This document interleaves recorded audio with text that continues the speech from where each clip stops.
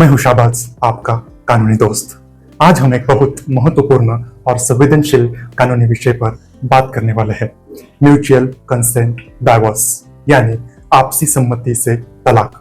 भारत में शादी को एक पवित्र रिश्ता माना जाता है, लेकिन कई बार पूरी कोशिशों के बावजूद पति पत्नी को यह महसूस होता है कि अब साथ रहना संभव नहीं। हर बार झगड़ा या गंभीर आरोप कारण नहीं होते। कई बार सिर्फ सोच में अंतर, जीवन के लक्ष्य अलग होना या लगातार मतभेद भी वजह बन सकते हैं। तो सवाल यह है, अगर पत्नी और पति दोनों शांति से अलग होना चाहते हैं तो कानूनी तरीका क्या है? उसका जवाब है म्यूचुअल कंसेंट डिवोर्स। इस वीडियो में मैं आपको पूरी कानूनी प्रोसेस स्टेप बाय स्टेप सरल भाषा में समझाऊंगा, ताकि आपको पूरी प्रक्रिया स्पष्ट रूप से समझ में आए। म्यूचुअल कंसेंट डिवोर्स क्या होता है? म्यूचुअल कंसेंट डिवोर्स का मतलब है पति और पत्नी दोनों मिलकर कोर्ट के सामने कहते हैं, हम अलग अलग रह रहे हैं, हम साथ में पति पत्नी की तरह नहीं रह पा रहे हैं और हमसे आपसी सम्मति से इस विवाह को समाप्त करने का निर्णय लिया है। यहाँ कोई आरोप प्रत्यारोप नहीं होते, कोई लंबी कोर्ट की लड़ाई नहीं होती। हिंदू विवाह के मामले में यह प्रावधान हिंदू मैरिज एक्ट 1955 की धारा 13B में दिया गया है। अगर शादी स्पेशल मैरिज एक्ट 1954 के तहत रजिस्टर है तो वहां भी समान प्रावधान है। ईसाई विवाह के मामले में यह इंडियन डाइवोर्स एक्ट 1869 के अंतर्गत आता है। इस प्रकार अलग अलग पर्सनल लॉ में म्यूचुअल डाइवोर्स की व्यवस्था मौजूद है। अब समझते हैं कि इसके लिए कौन कौन सी शर्तें जरूरी है। पहली शर्त, पति और पत्नी कम से कम 1 साल से अलग रह रहे हो। अब यहाँ एक सवाल आता है, क्या अलग अलग रहना मतलब अलग अलग घरों में रहना जरूरी है? तो जरूरी नहीं। अगर दोनों एक ही घर में रह रहे हैं लेकिन पति पत्नी की तरह साथ नहीं रह रहे तो उसे भी अलग रहना माना जाता है। दूसरी शर्त, वे साथ नहीं रह पा रहे हो। तीसरी शर्त, दोनों ने मिलकर शादी खत्म करने का फैसला किया हो। ये 3 शर्तें पूरी होना आवश्यक है। फर्स्ट स्टेज यानी फर्स्ट मोशन। अब बात करते हैं कोर्ट की प्रक्रिया की। सबसे पहले पति और पत्नी मिलकर फैमिली कोर्ट में एक संयुक्त याचिका दाखिल करते हैं। इसे फर्स्ट मोशन पिटीशन कहा जाता है। इस याचिका में लिखा जाता है शादी की तारीख, कब से अलग रह रहे हैं, साथ न रह पाने का कारण और आपसी समझौते की शर्तें। समझौतों में शामिल हो सकता है गुजारा भत्ता या एलिमनी, बच्चे की कस्टडी, संपत्ति का बंटवारा, कोई फाइनेंशियल सेटलमेंट। पिटीशन दाखिल होने के बाद दोनों कोर्ट में व्यक्तिगत रूप से उपस्थित होना आवश्यक होता है। जज दोनों के बयान रिकॉर्ड करते हैं। इसी को फर्स्ट मोशन कहा जाता है। इसके बाद cooling of period. First motion के बाद कानून में 6 महीने का इंतजार अनिवार्य रूप से रखा गया था। इसे कूलिंग ऑफ पीरियड कहते हैं। देखिए, अब इसका उद्देश्य क्या है? कानून पति पत्नी को एक आखिरी मौका देना चाहता है कि शायद वह फिर से साथ आने का निर्णय ले ले।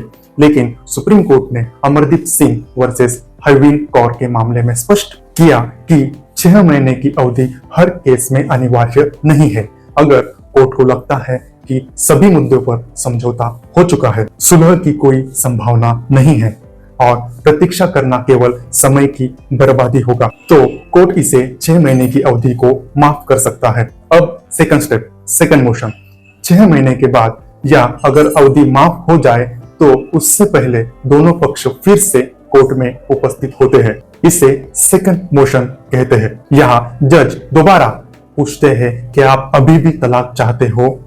दोनों का सहमत होना यहाँ जरूरी है। अगर इस स्टेज पर एक भी व्यक्ति अपनी सहमति वापस ले लेता है तो म्यूचुअल डाइवोर्स नहीं दिया जा सकता। यह सिद्धांत सुप्रीम कोर्ट ने सुरेश्ता देवी वर्सेस ओम प्रकाश मामले में स्पष्ट किया था। इसीलिए याद रखें, अंतिम आदेश तक सहमति बनी रहनी चाहिए। अब अंतिम डिक्री यानी ऑर्डर। अगर जज संतुष्ट हो जाते हैं, सहमति स्वेच्छा से दी गई है, किसी प्रकार का दबाव या धोखा नहीं है, समझौता न्याय संगत है और सभी कानूनी शर्तें पूरी है, तो कोर्ट तलाक की अंतिम डिक्री यानी ऑर्डर पास कर देता है। उसी दिन से विवाह कानूनी रूप से समाप्त हो जाता है। एलिमनी और गुजारा भत्ता। अब सवाल आता है, एलिमनी कितनी तय होती है? तो देखिए, इसका कोई फिक्स फॉर्मूला नहीं है। यह निर्भर करता है दोनों पति पत्नी की इनकम पर, शादी की अवधि पर, जीवन स्तर पर, आर्थिक निर्बलता पर। यह एक साथ पूरी राशि भी हो सकती है या हर महीने मेंटेनेंस हो सकता है या दोनों की सहमति से माफ भी हो सकता है। क्योंकि यह म्यूचुअल डिवोर्स है, इसलिए सब कुछ आपसी समझौते पर निर्भर करता है। अब बच्चे की कस्टडी, अगर बच्चे हैं तो यह सबसे संवेदनशील मुद्दा होता है। तय करना होता है बच्चा किसके पास रहेगा, इसे मिलने का अधिकार क्या होगा, इसके पढ़ाई का खर्च कौन देगा, मेडिकल खर्च कौन उठाएगा। कोर्ट हमेशा बच्चे के हित को सर्वोपरि मानता है। बच्चे का कल्याण सबसे महत्वपूर्ण है।